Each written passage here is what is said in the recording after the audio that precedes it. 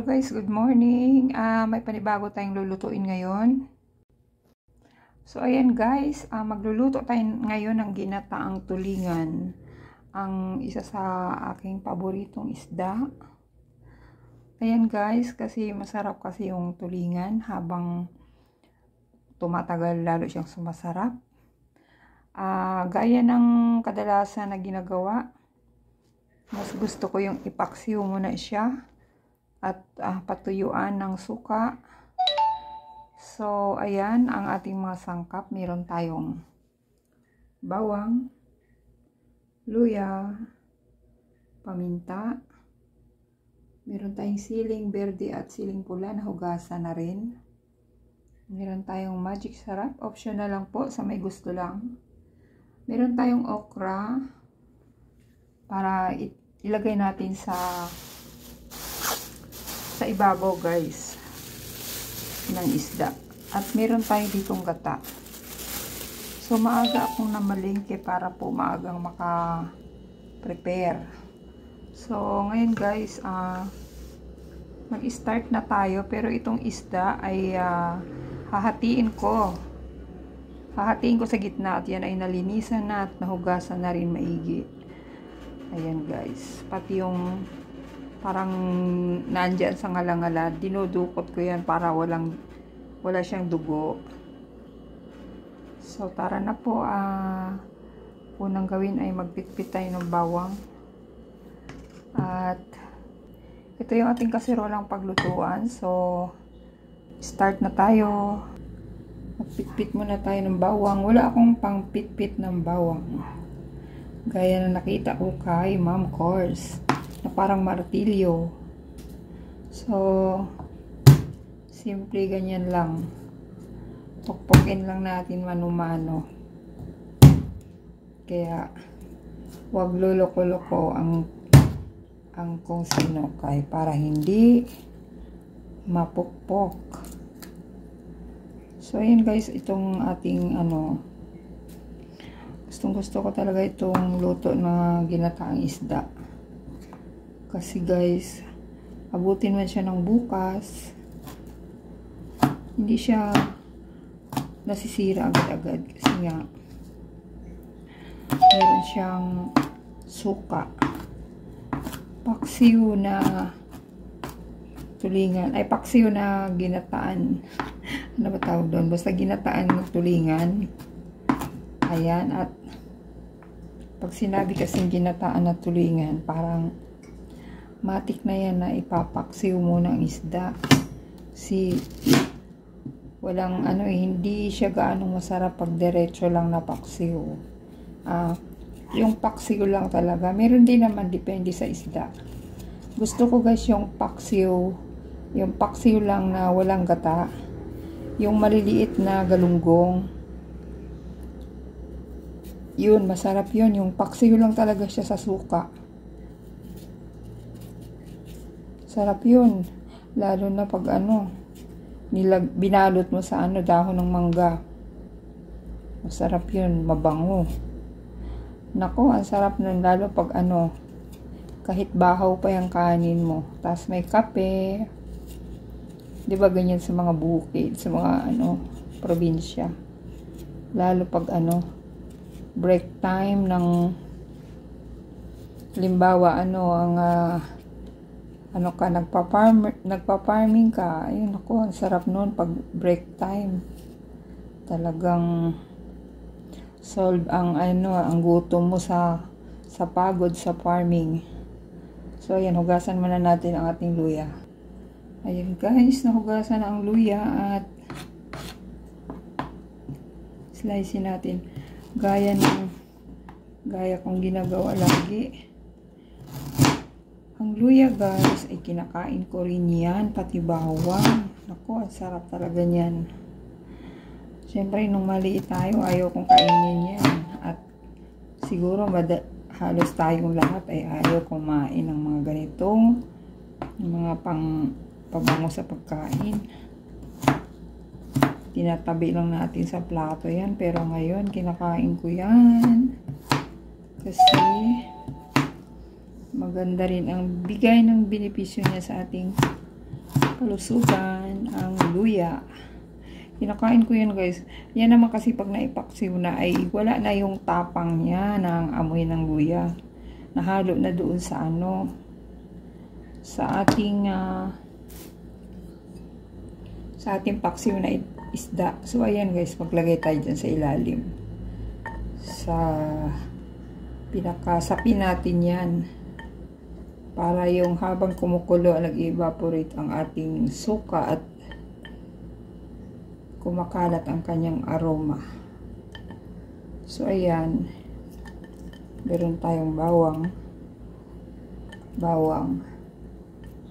Then tabi muna natin to. Lagyan din natin ng paminta dyan sa bottom ng ating kasirola. At ngayon guys ay hihiwain natin ang ating isang hati lang ganyan.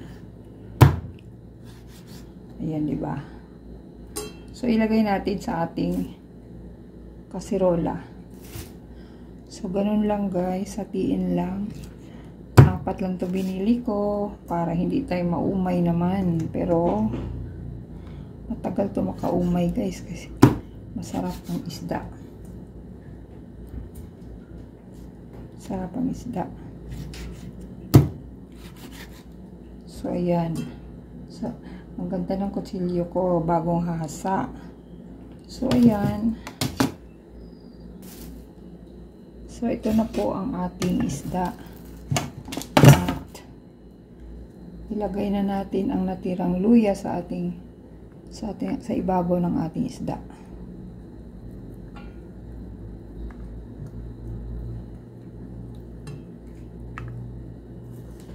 Pati na rin ang bawang. So ayan. Bawang, luya, mas maraming bawang at luya mas masarap. At ngayon ay kukuha tayo ng asin.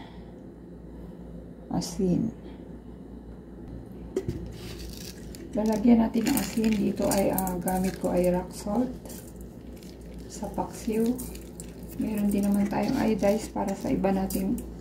Kung lulutuin natin ay gulay, gagamit ako ng iodize. So ayan guys, huwag natin tabangan, huwag din naman alatan. Yung medyo mas lamang ang asin. Basta huwag siyang matabang kasi hindi masarap pag matabang ang paksiw. Ngayon ay ilalagay na natin ang ating suka.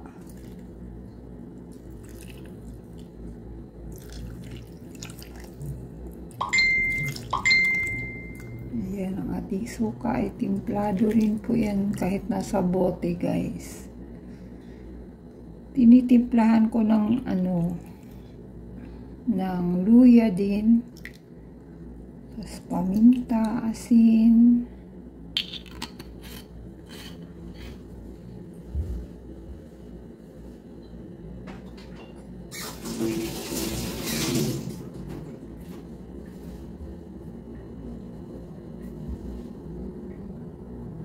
So ayan, ilagay na natin ang ating sili na pula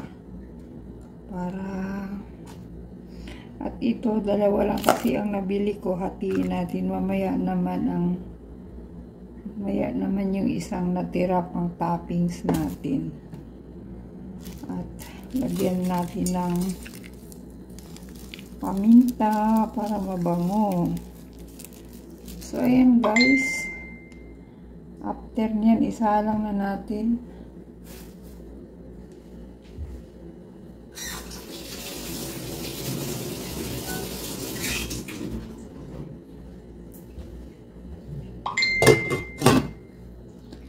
So tara, nagdalhin na natin siya sa ating kalan.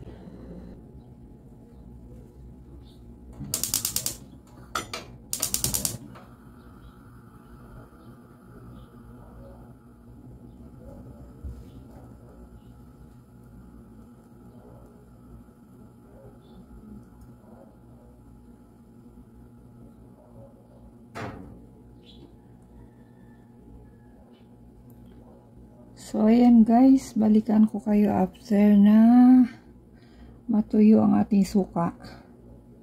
So, ayan guys, ang ating ay natutuyo na. Ilagay na natin ang ating agata natin. Pagsamahin ko na ang unang piga at pangalawang piga.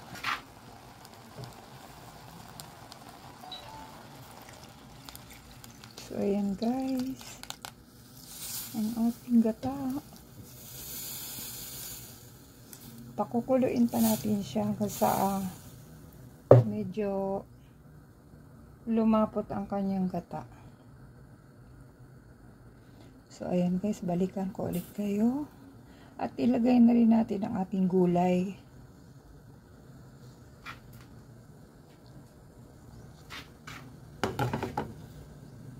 Ilagay na natin ang ating okra. Hugas na po yan ang ating okra. Ilagay na natin itong sili. Ilagay na rin natin ang magic sarap.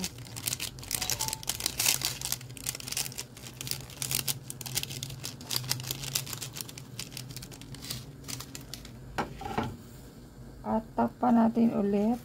Pakuluin lang. See you again mamaya. Ayan guys, kumulo na ang ating ginataang isda.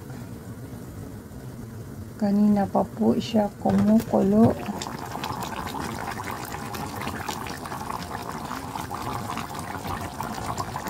Tikman natin ang bango. Tikman natin yung kanyang lasa, kung tama lang ang alat.